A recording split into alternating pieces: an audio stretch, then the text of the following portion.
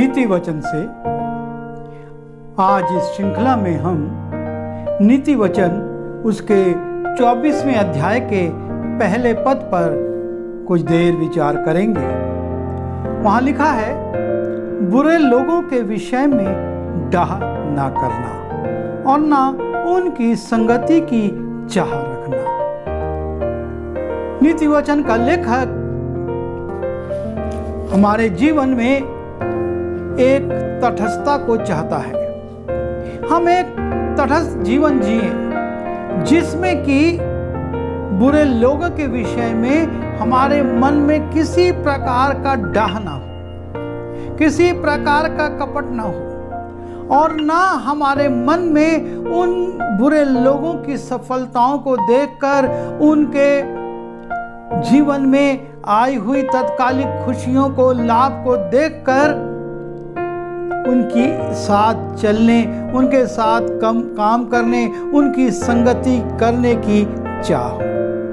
क्योंकि एक विश्वासी के जीवन में ये दोनों बातें, बुरे लोगों के विषय में डाह और बुरे लोगों की संगति की चाह, दोनों परिस्थितियां हानिप्रद हैं। इससे लाभ नहीं होगा, लेकिन इससे हमारे जीवन में हानि होगी। और जब हम इसी नीति वचन उसके 24वें अध्याय के 19वें पद को देखते हैं, लिखा है, कुकर्मियों के कारण मत कुढ़, दुष्ट लोगों के कारण डाह ना कर। कुकर्मियों के कारण मत कुढ़। हमारे अंदर कुढ़न नहीं आना है कि वो इतने बुरे हैं, वो ऐसा करते हैं और उनके काम सफल होते हैं, वो पृथ्वी पर बड़े धनाढ्य लगते हैं।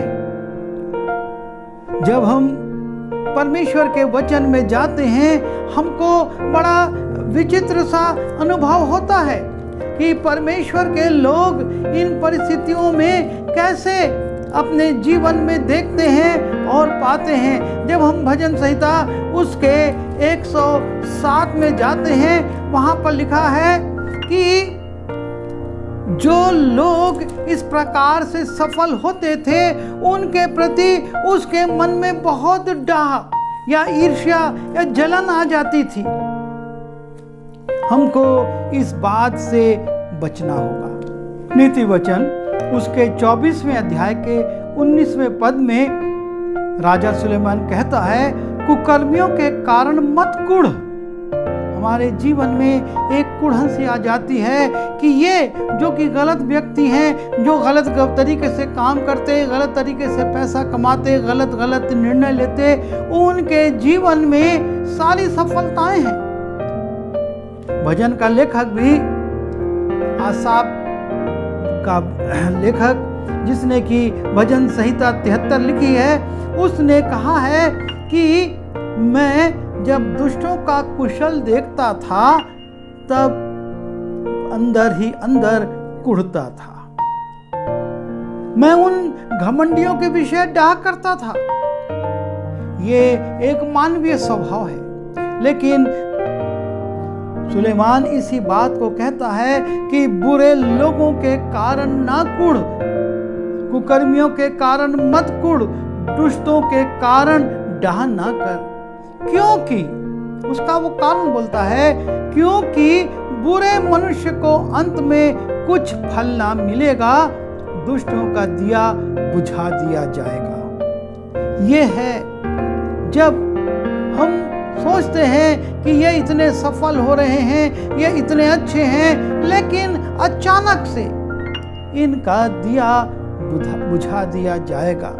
हमको इस बात पर विचार करना होगा कि ये जो कुकर्मी हैं, ना हमको उनसे डाह करना है और ना हमको उनसे संगति करने की चाहत रखना है।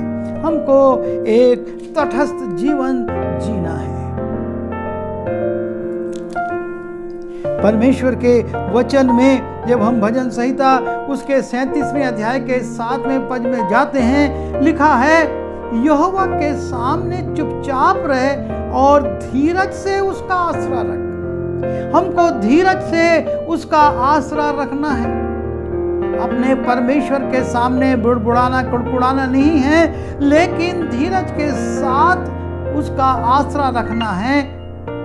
और आगे कहता है, उस मनुष्य के कारण ना कुढ़ जिसके काम सफल होते हैं, और वो बुरी बुरी युक्तियों को निकालता है। और तब 9वें पद में कहता है, क्योंकि कुकर्मी लोग काट डाले जाएंगे, और जो यहोवा की बाट जोते हैं वही पृथ्वी के अधिकारी होंगे। और इसलिए हमको धीरज के साथ इस बात की प्रतीक्षा करना है। लिखा है 10वें पद में, भजन संहिता 37 के 10 में, परंतु नम्र लोग पृथ्वी के अधिकारी होंगे। थोड़े दिन के बीतने पर दुष्ट रहेगा ही नहीं, और तू उसके स्थान को भली भांति देखने पर भी उसको ना पाएगा। यह है दुष्टों की स्थिति। और इसलिए उनकी वर्तमान दशा को देखकर, उनकी वर्तमान उपलब्धियों को देखकर, उनकी वर्तमान सफलताओं को देखकर हमको ना कुढ़ना है और ना उनसे मेल करने की चाहत रखना है। हमको उनसे अलग रहना है, अपने जीवन को प्रभु के साथ व्यतीत करना है। क्योंकि लिखा है 16वें पद में, धर्मी का थोड़ा सा माल दुष्टों के बहुत से धन से उत्तम है। हम थोड़ा है हमारे पास, लेकिन वो हमारे लिए बहुत है, क्योंकि उस पर परमेश्वर की आशीष है। और हम अपने जीवन को प्रभु के मार्ग पर चलाएं। हम अपने जीवन में प्रभु की इच्छा को जानें, और तब हम देखेंगे कि कैसे प्रभु हमारे लिए काम करता है। तो हम इस बात के लिए चैतन्य रहें। हम ना दुष्टों के सफलता से कुढ़ेंगे, और ना उनके लाभों को देखकर उनकी संगति की चाह रखेंगे। हम अपने परमेश्वर के साथ दिन व्यतीत करेंगे, क्योंकि हमारा थोड़ा सा माल, हमारा थोड़ा सा धन, लिखा है धर्मी का थोड़ा सा माल दुष्टों के बहुत धन से उत्तम है। प्रभु हमारी सहायता करे। प्यारे पिता परमेश्वर, हम आपके चरणों पर अपने आप को रखते हैं। हमारे विचारों पर, हमारे मन पर, हमारे सोच पर आपका नियंत्रण हो, ताकि संसार के लोगों की सफलताओं को देखकर, उन्हें उनके बुरे कामों को देखकर और उनके जीवन में उपलब्धियों को देखकर ना तो हम कुढ़ें और ना प्रभु उनसे संबंध रखने की लालसा करें, पर हम हर परिस्थिति में आपकी अधीनता में रहें और आपकी इच्छा पूरी करें। विनती यीशु के नाम से मांगते हैं,